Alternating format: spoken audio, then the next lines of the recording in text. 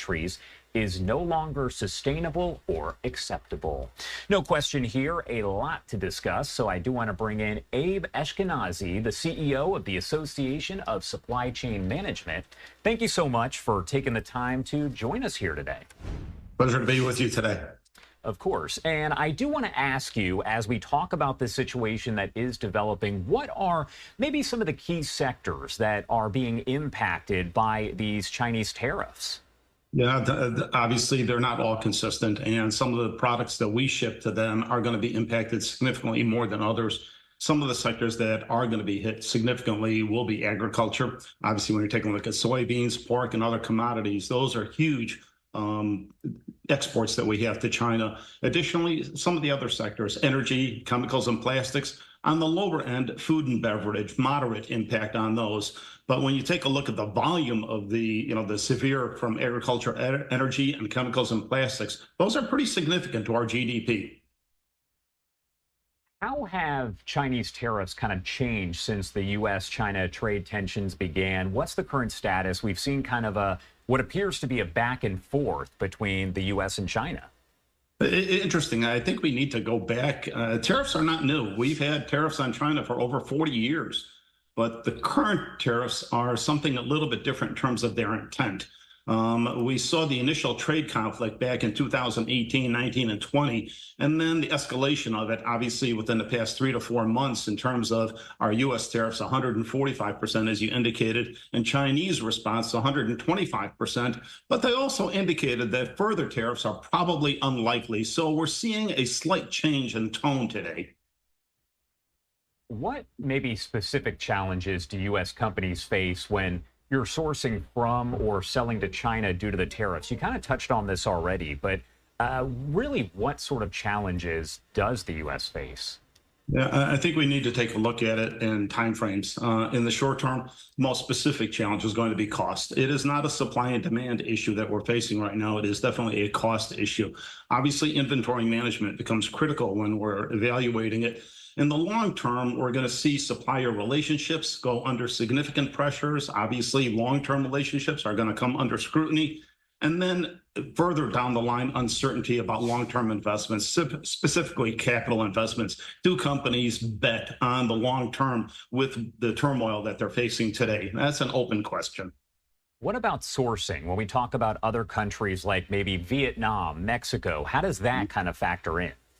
We've seen this already. I mean, at the end, during the pandemic, we did see a China plus one strategy of companies dividing or increasing their production to other parts of the world. Specifically, as you indicated, Vietnam, India, Mexico, we saw a significant move over there. But China is still a significant part of our supply chain, and they're irreplaceable for a number of products. I mean, advanced manufacturing, the ecosystem that underpins the supply chain, it's also under pressure as well. And then we take a look at some other products. For example, active pharmaceutical ingredients, the keystone of our medicine, 70 to 80% comes from China. So it's going to be very difficult to decouple in certain areas. But obviously, the dependence is declining for exported goods there.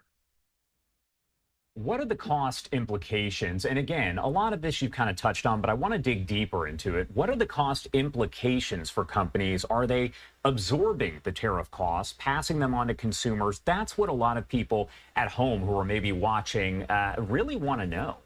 Yeah, I think that's the great question here is, what are companies doing? And we just did some surveying of our membership and the companies. A substantial number of the companies do anticipate not only disruptions, but 65% of them indicated that they're going to pass the costs on to the consumer. 40+% indicated production shifts. But when we're taking a look at consumer price increases, only 6% of the respondents expected no price hike. So obviously, as we indicated before, we're not seeing this as a supply and demand issue. Clearly, it's a pricing issue. And as we discussed earlier, the various sectors are going to be impacted differently than the consumer versus the industrial sector. I don't want to get too technical here, but as far as maybe risk management and things of that nature, when you talk about the Chinese tariffs there on the U.S., what sort of risk management is there for customer or companies, I should say? It's really dynamic.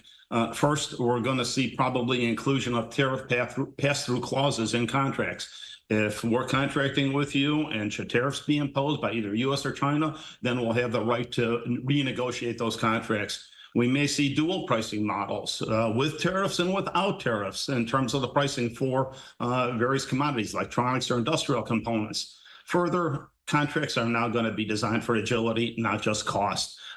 Historically, we worked on a just-in-time. The dominant model right now is just in case. We need flexibility to navigate the tariffs, the trade shifts, currency, labor issues. These are not short-term issue. Obviously, with supplier diversification and contract management, companies could maybe forestall or mitigate some of the impact, but the size of the tariffs right now are what concern everybody in terms of how do we move forward from the level that we're at right now.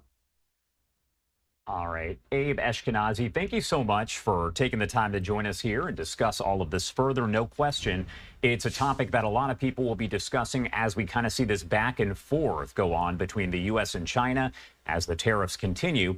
Anything else you want to add? Anything I missed before I let you go here?